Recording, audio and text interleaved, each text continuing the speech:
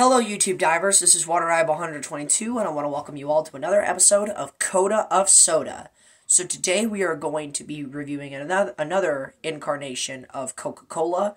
Today we are going to be reviewing Coke Move, limited edition. Oh boy, so this soda, this frickin' soda. Okay, before I start anything in this review, let me just go ahead and preface this. This soda is not terrible. This soda is not the worst soda I have ever had. That award, in my opinion, still has to go, is still down to either Sangria Señorial, even though it's technically not really a soda, Burst, Cinderella Mundet Apple Soda, or Virgil's Root Beer, or Virgil's Zero Sugar Root Beer. Yeah, those sodas are pretty much at the bottom of the barrel. This one, though, I don't really know how to describe this soda. It is definitely not the best soda. It's not great, but it's not terrible. I would basically say this is just below decent. It kind of falls into a similar category to, I don't know, let's say frickin' Coke Dream World, for example. Another incarnation of Coca-Cola that was released last year, and I reviewed that on my channel. But what this soda does is just head-scratching, to say the least. Its flavor is not memorable. I mean, it's there, it definitely hits you very hard, but after that, it just kind of fizzles away. It does stay in your mouth for a little bit, but you would need to take like a couple of sips of this in order to really kind of grasp what the actual flavor is. And on that note, the flavor in of its own self is not really that good. It's sweet, but unlike other sodas like Pepsi or root beer or Hank's root beer or frickin' Dr. Pepper or Nitro Pepsi or even lemon lime flavored sodas for them and fruit flavored sodas for that matter. All of these sodas have sweet flavors, but they're memorable and they stay in your mouth for quite a while. This soda, on the other hand, only does one of those things, and that is just staying in your mouth all the time. This soda has a very forgettable flavor, and a really difficult one to try and decipher.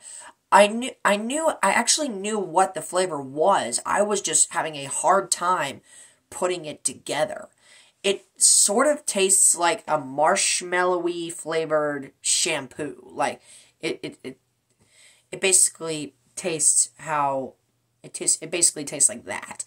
But except instead of toxin being poured down your mouth, you actually have loads of high fructose corn syrup and sugar. And caramel color, for that matter. Yeah, the flavor is just, I don't know. The fizziness, though, the fizziness is good. I mean, but then again, you can expect that with any other Coca-Cola drink, really. Because Coke are really, really good at at putting fizziness in their drinks. Really, really nice. The aftertaste, though, is probably the worst part about this soda, if I'm being totally honest. Like I said, it falls into that same rule. If it has a very good flavor, it's going to have a good aftertaste. However, this is an example of how it is the wrong way, pretty much. It doesn't really have a good flavor, and therefore it doesn't really have that good of an aftertaste. Not saying that it's terrible by any stretch of the imagination, but it's definitely not the best. And that really kind of, this soda really confuses me for pretty much all of the reasons I just talked about. This soda has easily been the most difficult one to review, because what on earth is even this, what the heck is this soda even going for here, really? It has a not really good flavor, or not really good aftertaste, but a great level of fizziness. And quite honestly, I don't think this is a good move by Coke. I really don't. The soda is not terrible, but it's definitely not a soda I will be returning to anytime soon. And as I said in the beginning, this is a limited edition soda, so chances are you won't see it in stores for quite some time. But if you're just really curious about this new incarnation of Coke, I would give it a shot, I guess. Um, like if you're a diehard Coke fan and you like trying different incarnations of Coke, or if you're just a soda nerd like me and you want to try new sodas, then I would, I guess there I would recommend it to y'all. But in general, as like a weekly thing when you want to go for a soda, I would definitely not reach for this. So, yeah. So with that said, we're going to go ahead and do the taste test. Cheers.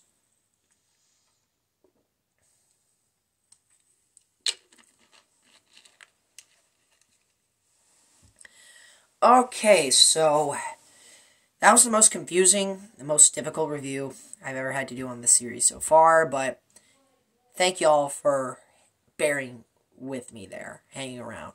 So with that said, that concludes this edition of Coda of Soda. Thank you so much for watching, my fellow YouTube divers. This is Water Dive 122 signing out, ready to dive into more fun on YouTube. Thanks for watching.